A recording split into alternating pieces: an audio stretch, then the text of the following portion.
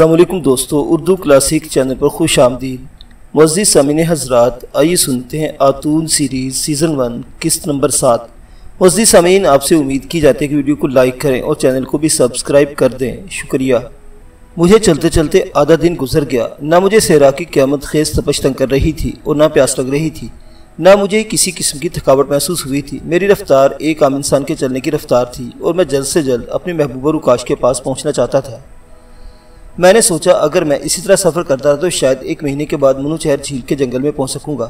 اگر میرے پاس گھوڑا یا اونٹ ہوتا تو میں یہ فاصلہ 2-3 دنوں میں طے کر سکتا تھا۔ دھوپ اس قدر تیز ہو گئی تھی کہ اب کسی قافلے کے مل جانے کا سوال ہی پیدا نہیں ہوتا تھا۔ میں اسی ادھیڑ بن میں چلا جا رہا تھا کہ مجھے سامنے کچھ فاصلے پر ایک انسانی حویلا صحرا راستے کے کنارے اپنی طرف آتا دکھائی دیا۔ قریب آیا تو دیکھا وہ ایک سپیرا تھا جو پسینے میں شرابور سر پر تنکوں کا چھاج رکھے چلا رہا تھا۔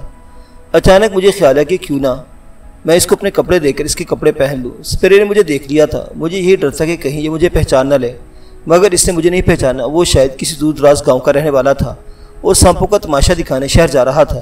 جب میں نے اس سے بات کی تو وہ بولا، تم مجھے کوئی امیر کبیر پجاری لگتے ہو، تم نے پجاری جیسے ریشمی کپڑے پہن رکھے ہیں۔ میں نے اسے کہا کہ وہ میرے کپڑے لے کر اپنے کپڑے مجھے دے دے۔ پہلے تو وہ اسے مذاق سمجھا، مگر جب میں نے بہت اصرار کیا تو وہ راضی ہوا۔ میرے کپڑے قیمتی تھے اور انہیں بیچ کر پیسے کما سکتا تھا۔ ہم نے آپس میں لباس تبدیل کر لیے۔ وہ پجاری بن گیا اور میں سپیرا، لیکن اس نے سانپوں کی پٹاری والا جھولا اپنے پاس ہی رکھا۔ اس کی مجھے ضرورت بھی نہیں تھی۔ بین بھی اسی کے پاس رہی۔ اس نے مجھ سے بعد میں پوچھا کہ میں کہاں جا رہا ہوں اور اپنا لباس میں نے کیوں تبدیل کیا ہے۔ میں نے اس سے کہا کہ میں ایک پجاری ہوں اور شہر میں میرا مکان بھی ہے، مگر اب میں دیوتاؤں کی عبادت غریب آدمی بن کر کرنا چاہتا ہوں۔ میں دولت اور مندروں کے چکر سے نکل کر ایک فقیر بن کر صحراؤں میں اپنا ٹھکانہ بنانا چاہتا ہوں۔ وہ کچھ سمجھا کچھ نہ سمجھا۔ وہ تو بار بار میری ریشمی لباسیں کو دیکھ رہا تھا جو اس نے پہن رکھا تھا، پھر وہ چلا گیا۔ میں بھی اس پیرے کے بھیس میں اپنی منزل کی طرف روانہ ہو گیا۔ میرے سر پر بڑا سا پگڑ بندھا تھا اور میری کمر میں کالی رسی لٹک رہی تھی۔ ایک نظر میں مجھے کوئی نہیں پہچان سکتا تھا۔ تبتے ہوئے صحرا میں میرا سفر جاری رہا۔ سپیرے نے عذرائے ہمدردی مجھے بتایا تھا کہ آگے راستے میں مجھے کوسوں دور تک پانی نہیں ملے گا، اس لیے میں کسی قافلے کے ساتھ ہو لوں۔ لیکن مجھے پانی کی ضرورت نہیں تھی۔ میں سفر کرتا رہا۔ اسی طرح شام ہو گئی۔ سورج مغربی افق میں اتر گیا اور صحرا میں ایک بار بھی ٹھنڈ اتر آئی اور پھر آسمان ستاروں سے بھر گیا اور ان کی روشنی میں صحرا کی ریت کے ذرے چمکنے لگے۔ میں رکا نہیں، چلتا گیا۔ اب ریت کے ٹیلے پیچھے رہ گئے اور چھوٹی چھوٹی سنگلاق ٹیکریوں کا سلسلہ شروع ہو چکا تھا۔ کیکر بندے اور آگ کی زہریلی جھاڑیاں اگی ہوئی مل جاتی تھی۔ رفتہ رفتہ ریت بھی سخت ہوتی چلی گئی۔ اس ریت کی سختی نے مجھے حوصلہ دیا کہ میں ٹھیک سمت کو سفر کر رہا ہوں۔ اب میں قافلوں کے راستے کے ساتھ ساتھ چل رہا تھا تاکہ بھٹک جانے کا ذرا سا بھی امکان باقی نہ رہے۔ ویسے بھی اب میں سپیرے کے لباس میں تھا اور آسانی سے مجھے کوئی بھی پہچان نہیں سکتا تھا۔ چلتے چلتے جب رات آدھی سے زیادہ بیت گئی اور دب اکبر کے برج کے سیارے مشرق کی طرف کافی چھپ گئے تو میں نے سوچا تھوڑی دیر رک جانا چاہیے کہ شاید پیچھے سے آتا ہوا کوئی قافلہ مل جائے جو شہر سے میرے فرار ہونے کے بعد کارواں سرائے سے چلا ہو۔ میں ایک ٹیلے کی اوٹ میں ہو کر بیٹھ گیا۔ میرا دل بے چین تھا اور میں اٹھ کر اپنی محبوبہ رکاش کے پاس پہنچ جانا چاہتا تھا، لیکن میرے پاس اس بے تاب خواہش کو پورا کرنے کے لیے کوئی وسیلہ نہیں تھا۔ میں انہی خیالوں میں گم تھا کہ مجھے صحرائی رات کی ساکت خاموشی میں گھنٹیوں کی دھیمی دھیمی آواز سنائی دی۔ پہلے تو میں سمجھا کہ یہ میرے وہم اور تخیل کی کارستانی ہے، کیونکہ میں جانتا تھا کہ صحرا کی خاموشیاں اپنے اندر کئی اسرار لیے ہوئے ہیں اور کبھی کبھی رات کے سکوت میں ریت کے بھنور گہرے گھڑوں میں گرتے ہیں تو عجیب قسم کی پراسرار آسیبی آوازیں پیدا ہوتی ہیں۔ لیکن گھنٹوں کی آواز قریب آ رہی تھی۔ میں ٹیلے کی اوٹ سے نکل کر پیچھے دیکھنے لگا۔ مجھے نیم روشن رات میں ایک اونٹ آتا دکھائی دیا جس پر ایک آدمی سوار تھا۔ یہ اکیلا شتر سوار کون ہو سکتا ہے؟ یا تو کوئی ڈاکو ہے یا سرکاری ہرکارہ ہے۔ میں نے اپنا چہرہ پگڑ کے پلو میں آنکھوں تک چھپا لیا، جیسے صحرا میں سفر کرنے والے مسافر اکثر کیا کرتے ہیں۔ شتر سوار میرے قریب آ گیا تھا۔ اب اس نے مجھے دیکھ لیا تھا۔ میں نے اس کے لباس سے اندازہ لگایا کہ یہ شرعی ہرکارہ نہیں ہے۔ اس نے دیوتاؤں کا نام لے کر مجھ سے پوچھا کہ میں کون ہوں۔ میں نے اسے بتایا کہ مسافر ہوں، قافلے سے بچھڑ گیا ہوں، منو چہر جھیل کے علاقے میں رہتا ہوں، وہاں جانا چاہتا ہوں۔ شتر سوار نے کہا، میں ہڑپا جا رہا ہوں، تو میں راستے میں اتار دوں گا۔ اس نے مجھے اپنے ساتھ اونٹ پر بٹھا لیا اور روانہ ہو گیا۔ اونٹ کے گلے میں گھنٹیاں بندھی تھی جو چلتے وقت راگنیاں بکھیر رہی تھی۔ اس نے مجھ سے پوچھا کہ کیا میں صحرا میں سانپ پکڑنے آیا تھا، کیونکہ میرا لباس سپیرے کا تھا۔ میں نے یوں ہی کہہ دیا کہ ہاں، گاؤں سے سانپ پکڑنے ہی قافلے کے ساتھ نکلا تھا کہ ایک جگہ اتر کر ذرا دور چلا گیا، واپس آیا تو قافلہ جا چکا تھا۔ اس نے کہا کہ مجھے قافلے کے ساتھ سفر کرتے ہوئے کبھی قافلے سے دور نہیں جانا چاہیے۔ میں نے اسے بہانہ بنا کر کہا کہ گاؤں میں بھی وردہ گھر میں اکیلی رہتی ہیں، مجھے اس کی بہت فکر ہے، ذرا اونٹ کی رفتار تیز کر دو تو مہربانی ہوگی۔ اس نے کہا کہ وہ اپنے اونٹ سے محبت کرتا ہے اور اسے کبھی نہیں دوڑاتا، لمبا سفر ہے، یہ اسی رفتار سے چلے گا۔ میں چپ ہو گیا۔ جب میں قبرستان سے چلا تھا تو میری شاہی لبادے کی جیب میں سونے کے چند سکے تھے جو میں نے قصدن رکھ لیے تھے، راستے میں کام آئیں گے۔ میں نے جیب سے سونے کا ایک سکہ نکال کر اسے دیا اور کہا، اگر وہ مجھے جلدی پہنچا دے گا تو میں اسی طرح کا ایک اور سونے کا سکہ دوں گا۔ یہ موہنجودڑو کا سب سے قیمتی سکہ تھا اور اس زمانے میں اس سکے کے عوض ایک اونٹ خریدا جا سکتا تھا۔ شتر سوار بڑا خوش ہوا اور یہ کہہ کر اس نے اونٹ کو دوڑانا شروع کر دیا کہ تمہاری والدہ کے خیال سے رفتار تیز کیے دیتا ہوں، ورنہ دولت کا مجھے لالچ اتنا نہیں۔ اونٹ کی رفتار تیز ہونے سے سفر جلدی طے ہونے لگا۔ اسی رفتار سے دوڑتے ہوئے ابھی 2 دن کا سفر باقی تھا۔ رات ڈھل گئی، صبح کا اجالا چاروں طرف پھیل گیا۔ چونکہ ہم قافلے والی شاہراہ پر سفر کر رہے تھے، اس لیے جب صبح ہوئی تو دیکھا کہ ایک چھوٹا سا نخلستان آ گیا ہے جہاں کھجوروں کے ٹھنڈے جھنڈوں کے نیچے ایک چشمہ بہ رہا تھا۔ شتر سوار نے یہاں اونٹ بٹھا دیا، ہاتھ منہ دھو کر تازہ دم ہوئے۔ میرے ہم سفر نے جھولے میں سے خشک مچھلی اور مکئی کی روٹی نکال کر میرے سامنے رکھ دی۔ مجھے بھوک نہ تھی نہ پیاس، پھر بھی اس کا دل رکھنے اور اپنا بھوک پیاس نہ لگنے کا راز چھپانے کی خاطر اس کے ساتھ کھانے لگا۔ سورج کے طلوع ہونے کی تھوڑی دیر بعد انتہائی گرم لو چلنے لگی اور صحرا کی ریت اور ٹیلوں کی ڈھلانوں سے سینک اٹھنے لگا۔ نخلستان کی ٹھنڈی چھاؤں میں میرا ساتھی لمبی تان کر سو گیا۔ اونٹ لمبی گردن اٹھائے جگالی کر رہا تھا اور میں بے اقراری سے ٹہل رہا تھا۔ میں بڑی آسانی سے اس آدمی کا اونٹ بھگا کر لے جا سکتا تھا، لیکن یہ بددیانتی تھی۔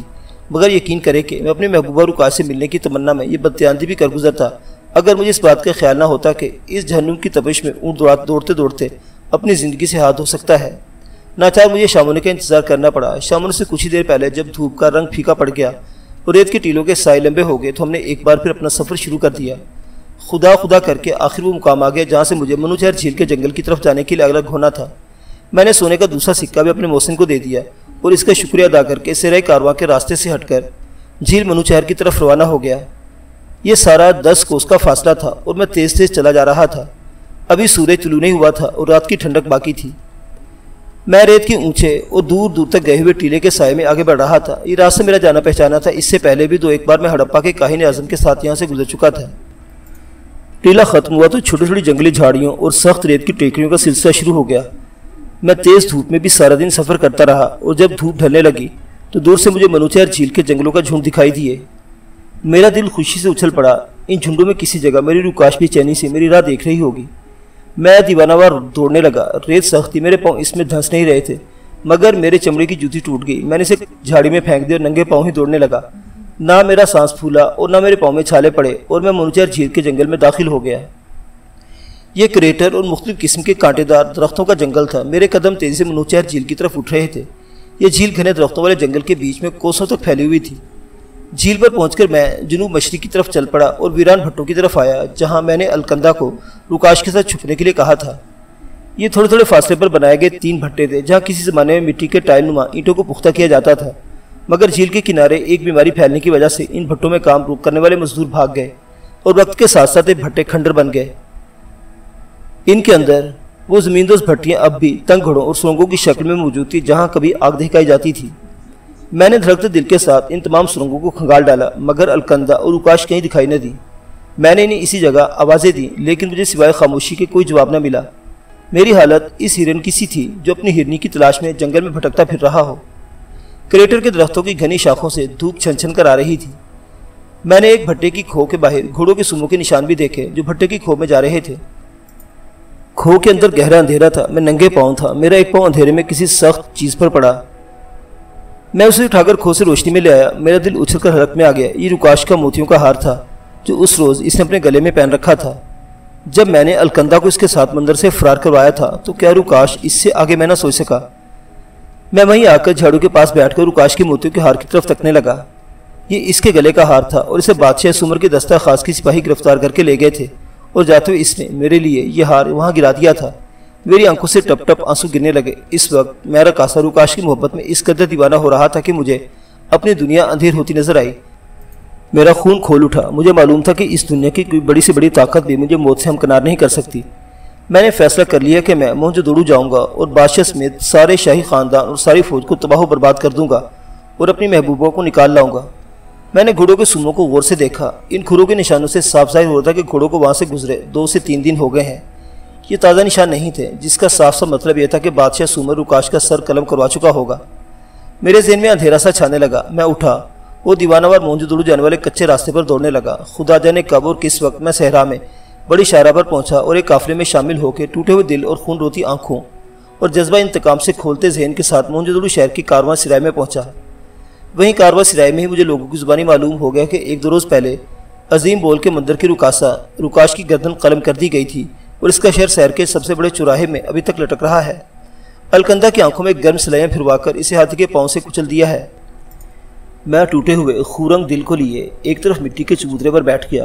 شدت غم سے میری آنکھوں کے آنسو بھی خشک ہو گئے۔ نازک اندام رکاش کا حسین چہرہ رہ رہ کر میری آنکھوں کے سامنے آ رہا تھا۔ یہ سوچ کر کہ اب میں اس سے کبھی نہیں مل سکوں گا، میرا دل خون کے آنسو رو رہا تھا۔ میں چبوترے سے اٹھ کر کارواں سرائے کی کوٹری میں آ گیا۔ میں سپرے کی ہولی میں تھا، مجھے ابھی تک کسی نے نہیں پہچانا تھا۔ میں بستر پر لیٹ کر رات کا اندھیرا ہو جانے کا انتظار کرنے لگا۔ میری رکاش اب واپس نہیں آ سکتی تھی، لیکن میں بادشاہ سے اس قتل کا بدلہ لینا چاہتا تھا۔ میں اس کا سر کاٹ کر شہر کے چوراہے میں لٹکانا چاہتا تھا۔ دن غروب ہو گیا، شام کا اندھیرا ہوتے ہی مشعلیں جل روشن ہو گئی۔ اس کے ساتھ ہی میں اٹھا اور کوٹھی سے نکل کر شاہی محل کی طرف روانہ ہو گیا۔ میرا دل انتقام کی آگ سے بھڑک رہا تھا۔ میں بادشاہ کی گردن قلم کرنے جا رہا تھا اور میں جانتا تھا کہ میرے اس ارادے میں کوئی مزاحمت حائل نہیں ہو سکتی۔ سڑکوں پر رات کا اولین اندھیرا پھیلنے لگا تھا اور مکانوں کی چھتوں اور چوباروں میں مشعلیں اور شمعیں روشن ہو گئی تھی۔ میں اپنے اندر اس چوک کی طرف جانے کا حوصلہ نہیں پا رہا تھا جہاں میری محبت میری رکاش کا سر لٹک رہا تھا۔ میں اسی چوک میں اب بادشاہ سومر کا سر لٹکا ہوا دیکھنا چاہتا تھا۔ میں ابھی شاہی محل سے دور تھا اور قلعے کے بڑے دروازے کے جنوب کی جانب والے ٹیلے کے قریب تھا کہ شہر کے دروازے کی جانب شور و غوغا بلند ہوا اور کچھ گھڑ سوار تیزی سے میرے قریب سے قلعے کی جانب روانہ ہو گئے۔ میں نے گھوم کر دیکھا، شہر کے دروازے کی طرف آگ کے شعلے بلند ہونے لگے، ساتھ ہی ایسی آوازیں آنے لگی جیسے فصیلے شہر پر منجنیکوں کے بھاری پتھر پڑے جا رہے ہوں۔ کیا کسی دشمن فوج نے دارالحکومت پر حملہ کر دیا ہے؟ میرے ذہن میں یہ خیال بجلی کی طرح لہرا گیا۔ میں نے قلعے کی جانب دیکھا، قلعے کا بڑا دروازہ بیلوں کی مدد سے بند کیا جا رہا تھا اور برجوں کی مشعلیں بجھائی جا رہی تھی۔ پھر قلعے کی جانب مسلح سپاہیوں کے دستے شہر کے دروازے کی طرف سرپت گھوڑے دراتے چلے گئے۔ شہر میں افراتفری مچ گئی، لوگ گھروں کی طرف بھاگنے لگے اور چوباروں چھتوں کے فانوس اور مشعلیں گل کر دی جانے لگی۔ عورتوں کی چیخوں اور بچوں کے رونے کی آوازیں آنے لگی۔ آپ نے قدیم عہد کی جنگوں اور شہروں میں دشمن کی فوج کے حملوں کے واقعات تاریخ کے صفحات پر پڑھے ہیں، جو خاموش بے جان لفظوں میں ان ہلاکت خیز واقعات کی داستان سناتے ہیں۔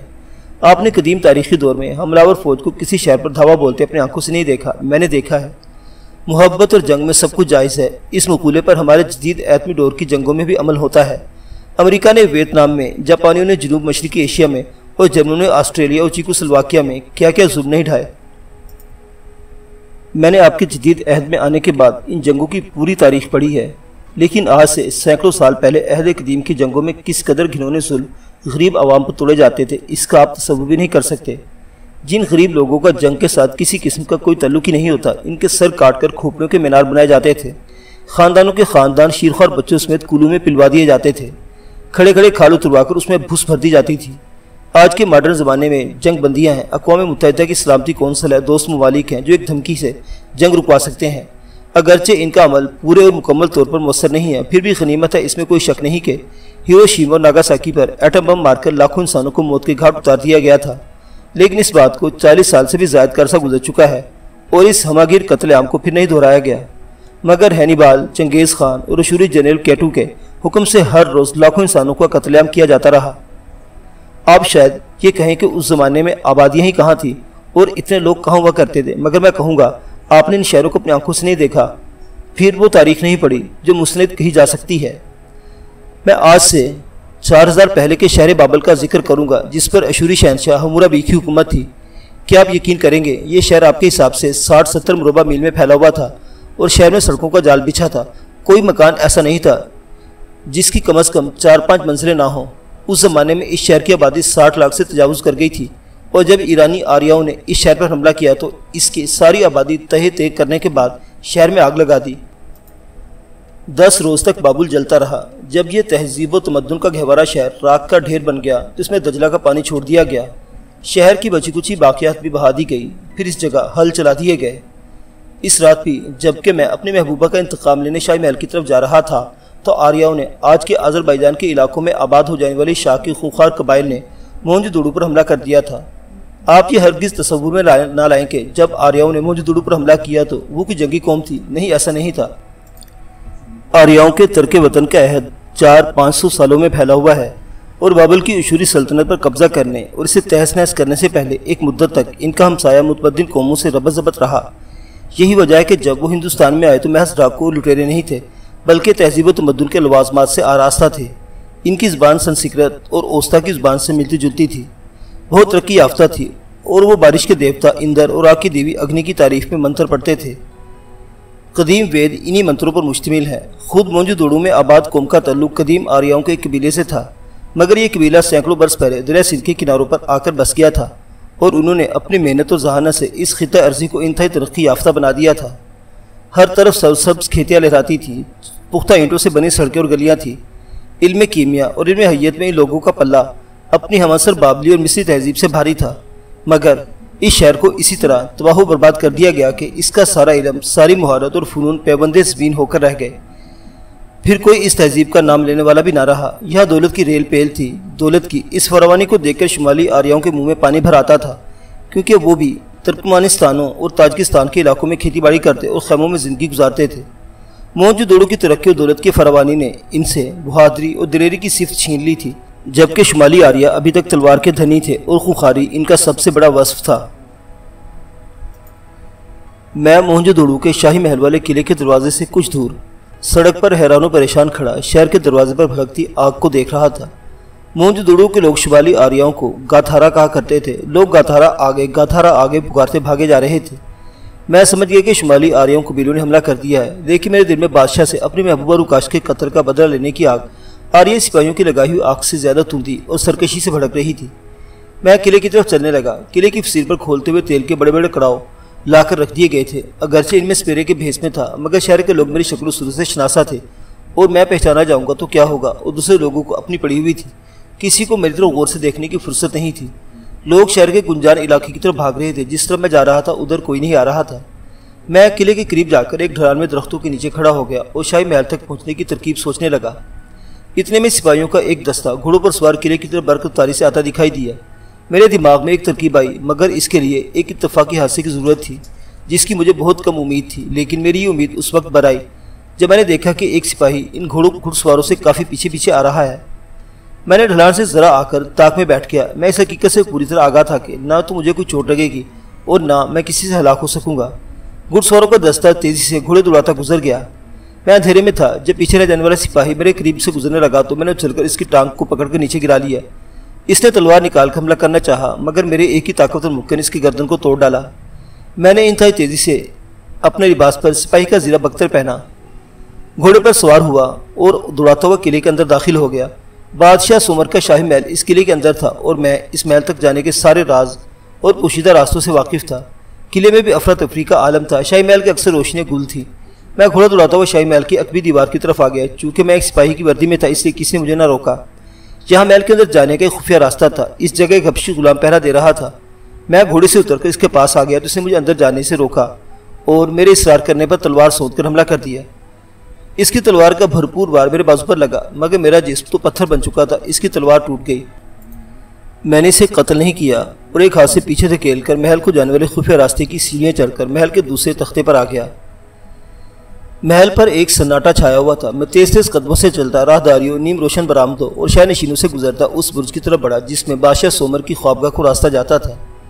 یہاں دو حبشی غلام ننگی تلواریں لیے پہرا دے رہے تھے، مگر مجھ پر دیوانگی سوار تھی، اور ویسے بھی وہ میرا مقابلہ نہیں کر سکتے تھے کیونکہ میں مر نہیں سکتا تھا۔ میں نے انہیں تہے تیگ کیا اور برج کی سیڑھیاں طے کر کے بادشاہ کی خوابگاہ کے سامنے پہنچ گیا۔ صندل کے اونچے دروازے کے آگے سونے کا کافوری فانوس روشن تھا۔ بادشاہ کی خوابگاہ میں آدمیوں کی باتیں کرنے کی آوازیں آ رہی تھی۔ پھر قدموں کی چاپ بند دروازے کی طرف بڑھتی سنائی دی۔ میں جلدی سے ستون کے عقب میں ہو گیا۔ دروازہ کھولا اور فوج کے جرنیل تیز تیز باتیں کرتے باہر نکلے اور دوسری طرف چلے گئے۔ ان کے جاتے ہی میں ستون سے نکل کر شاہی خوابگاہ میں داخل ہو گیا۔ بادشاہ سومر ایک اونچی تپائی پر جھکا شمعدان کی روشنی میں چمڑی کی کوئی دستاویز کھولے ہوئے تھا۔ میرے قدموں کی آواز سن کر اس نے پلٹ کر میری طرف دیکھا، مجھے سپاہی سمجھا اور گجدار آواز میں بولا، تم یہاں کیا کر رہے ہو؟ تمہارا پہرا کہاں پر ہے؟ میں ایک ایک قدم اٹھاتا اس کے قریب آ گیا اور اپنے سر سے لوہے کا خود اتار کر بولا، بادشاہ سومر، کیا تم نے مجھے نہیں پہچانا؟